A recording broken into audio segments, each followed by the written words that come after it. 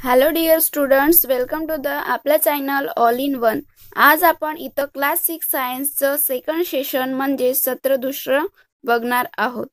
आपण natural रिसोर्सेसचा part first बघितला आहे. त्यामध्ये आपण natural resources, spare of earth and खूप काही डिटेलमध्ये बघितलं आहे. जर तुम्ही पार्ट फर्स्टचा फर्स्ट व्हिडिओ बघितला नसेल तर पहिल्यांदा तो बघा. त्याची लिंक मी डिस्क्रिप्शन बॉक्समध्ये दिली आहे. जर तुम्ही चॅनलवर नवीन असाल तर चॅनलला सबस्क्राइब करा आणि सोबत असलेली बेल आयकॉनची बटन प्रेस करा. त्याच्यामुळे जेव्हा माझा व्हिडिओ येईल तेव्हा तुम्हाला त्याची नोटिफिकेशन मिळून जाईल. So let's start. तर आपण आज क्लास 6 सायन्स विज्ञान चॅप्टर कोणता तर natural resources, air, water and land, नैसर्गिक संसाधने, हवा, पाणी आणि जमीन बघणार आहोत. तर त्याच्यामधला टॉपिक आज पाहणार आहोत एअर, आणि हा आहे पार्ट 2. पार्ट 1 बघितलेला आहे. आपण इथे इंग्लिश मधून मराठीमध्ये सुद्धा बघणार आहोत. So let's start. मागे आपण पार्ट फर्स्ट मध्ये होमवर्क दिलेला होता. त्याचे आन्सर्स तर तुम्ही मला दिलेले नाहीत, पर त्याचे आन्सर आता मी तुम्हाला सांगत आहे. पहा, what are the type of sphere of the earth, हा प्रश्न विचारलेला होता आणि तुम्हाला सांगितलं होतं की कमेंट बॉक्समध्ये तुम्ही आन्सर पाठवा आणि तुमचे नाव मी ह्या व्हिडिओमध्ये घेणार आहे. पण कोणाचाच आन्सर आलेला नाही. तर पहिला प्रश्न, what are the type of sphere of the earth, हा प्रश्न विचारलेला होता. तर याचं मीनिंग काय आहे तर पृथ्वीची आवरणे कोणती आहेत. तर पृथ्वीची आवरणे कोणती आहेत हे मी तुम्हाला सुरुवातीला सांगितले होते. तर ते आहेत आन्सर ॲटमॉस्फिअर, हायड्रोस्फिअर अँड लिथोस्फिअर. वातावरण, जलावरण अँड शिलावरण हे आपण बघितले होते. तर हे आहेत स्पेअर ऑफ द अर्थ.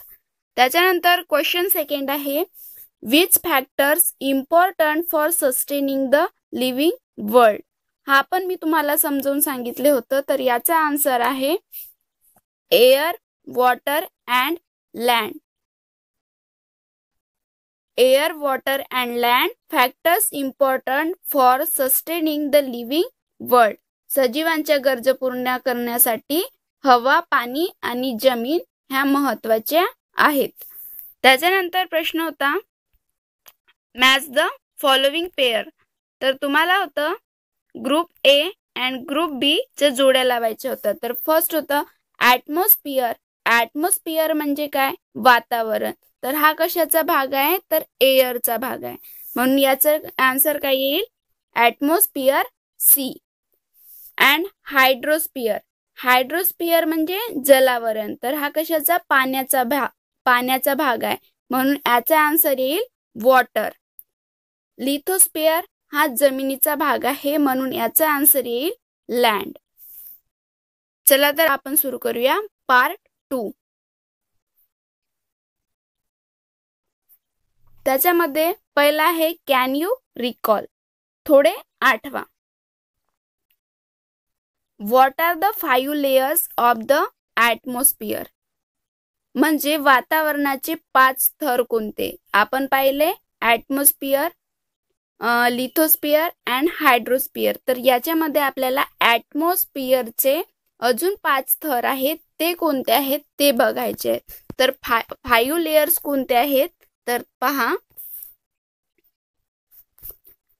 Answer the exosphere, the thermosphere, the mesosphere, the stratosphere and the ट्रोपोस्फिअर.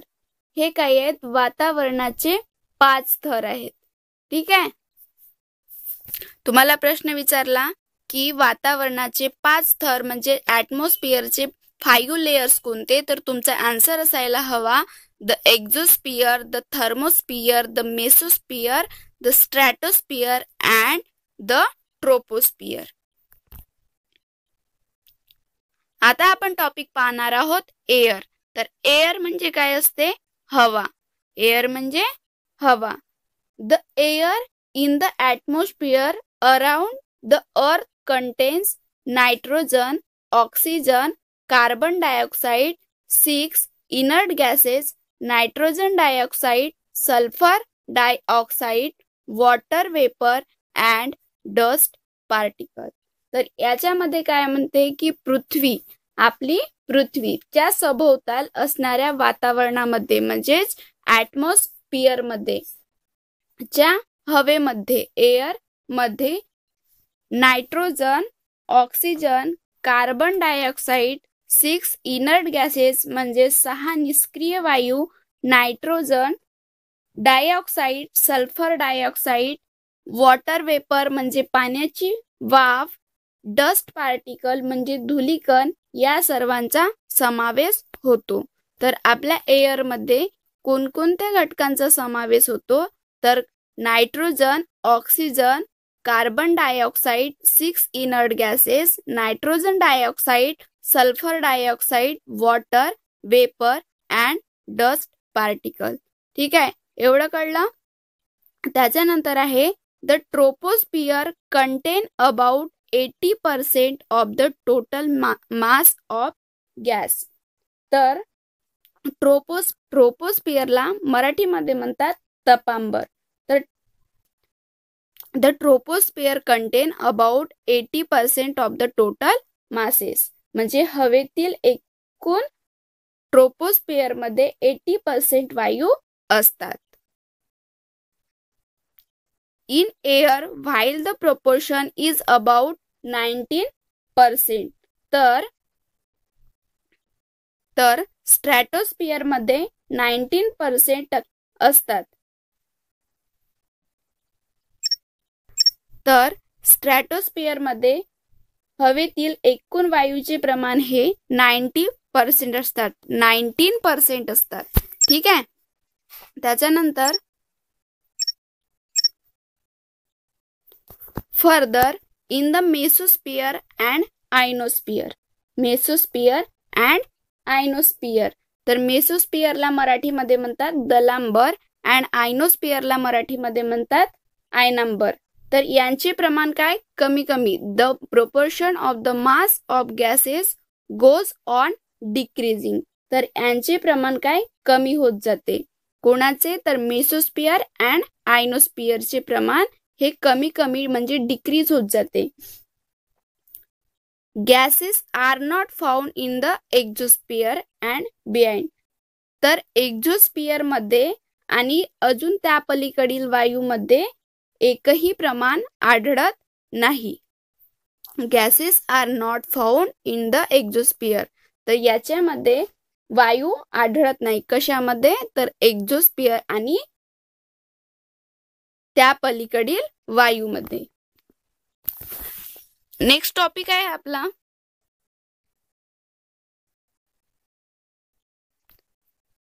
You can see that air is a mixture of several gases and is the chief constituents of the Earth's atmosphere. तर तुमच्या अशा लक्षात येईल की पृथ्वी सभोवताली असलेल्या अनेक वायूंचे मिश्रण आणि वातावरणाचा एक प्रमुख घटक म्हणजेच काय हवा होय. तर तुमच्या अशा लक्षात येईल proportion of the various gases in the air. तर याच्यामध्ये कशा कशा कोणकोणते घटक सामील असतात तर nitrogen, oxygen, organ, other constituents of air, carbon dioxide. तर नायट्रोजनचे प्रमाण हे जास्त असते. 70% हे ॲटमॉस्फिअर मध्ये नायट्रोजनचे प्रमाण जास्त असते. त्याच्यानंतर ऑक्सिजन 21% असते. मग ऑर्गन 0.9% अँड अदर कॉन्स्टिट्युएंट्स म्हणजे इतर वायू आणि इतर घटक हे 0.07% असते. आणि कार्बन डायऑक्साईडचे प्रमाण हे सर्वात कमी म्हणजे 0.03%. सर्वात जास्त हे नायट्रोजनचे प्रमाण असते आणि सर्वात कमी हे कार्बन डायऑक्साईडचे प्रमाण असते. Besides this gases air also content water vapour and dust particle. आणि हवेमध्ये वॉटर वेपर म्हणजे पाण्याची वाफ आणि धूलिकणांचा समावेश असतो. The amount of the gases in the air is greatest near the surface and decreases. तर हवेतील वायूंचे प्रमाण हे भूपृष्ठाजवळ जास्त व जसजसे भूपृष्ठभागापासून वर जाते तसतसे कमी होत जाते. म्हणजे वर जाते तेव्हा कमी कमी होत जाते आणि भूपृष्ठाजवळ म्हणजे जमिनीवर हे जास्त असते. जर तुम्ही चॅनलला सबस्क्राईब केलं नसेल तर सबस्क्राईब करा आणि इथपर्यंत व्हिडिओ आवडला असेल तर लाईक करा, शेअर करा. अजून आपल्याला बघायचं आहे. As we go higher and higher from the surface, that is air become rare at higher altitude. The proportion of the constituents of air and some of their uses are given here. तर तुम्हाला हवेतील घटकांचे प्रमाण व काही उपयोग दिलेले आहेत. तर ते कोणते आहेत? हे some uses of gases in air. तर पहिला आहे नायट्रोजन. तर नायट्रोजनचा उपयोग काय? तर helps living things to build the necessary proteins. It is useful in the production of ammonia and in airtight packaging of food stuffs. तर सजीवांना आवश्यक प्रथिने मिळवण्यास मदत करतो. कोण? नायट्रोजन. आवश्यक प्रथिने मिळवण्यास मदत करतो. अमोनिया निर्मितीमध्ये तसेच खाद्यपदार्थ जसे आपले चिप्सचे पॅकेट आहेत, कुरकुरे आहेत, ते पॅकेट बंद करण्यासाठी, हवा बंद ठेवण्यासाठी आपण नायट्रोजनचा वापर करतो. कळलं? त्याच्यानंतर आहे ऑक्सिजन. ऑक्सिजनचा उपयोग काय? तर necessary for respiration in living things and for comes. सजीवांना श्वसनासाठी आणि ज्वलनासाठी उपयोग होतो. ऑक्सिजनचा वापर हे लिव्हिंग थिंग्ससाठी उपयोगी आहे. सजीवांना जगण्यासाठी ऑक्सिजनचा वापर होतो.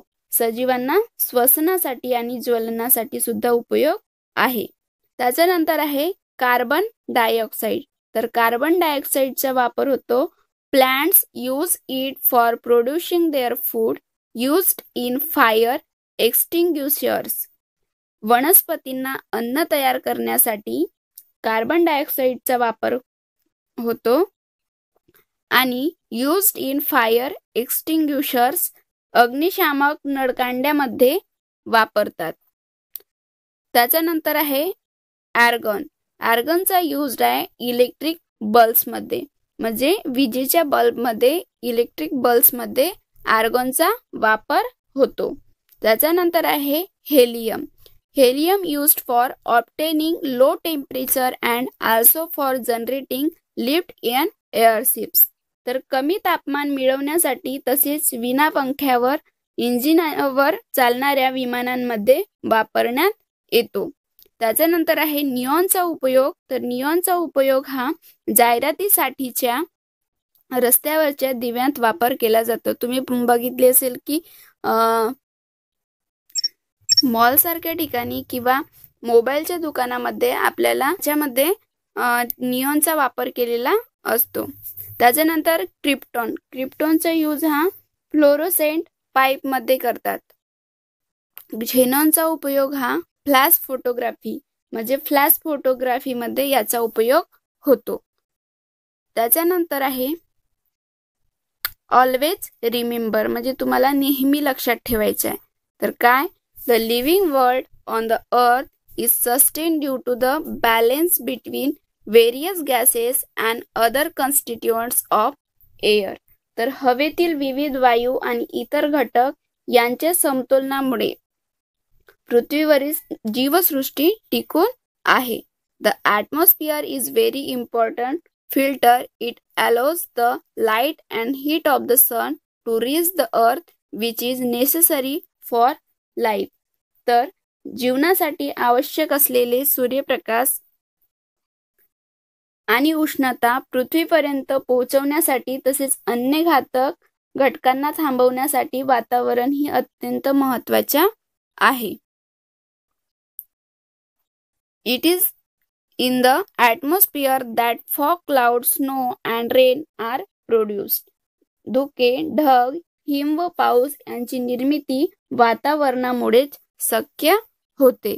याच्यावर तुम्हाला होमवर्क आहे ते तुम्हाला सॉल्व करून कमेंट बॉक्समध्ये द्यायचे आहे.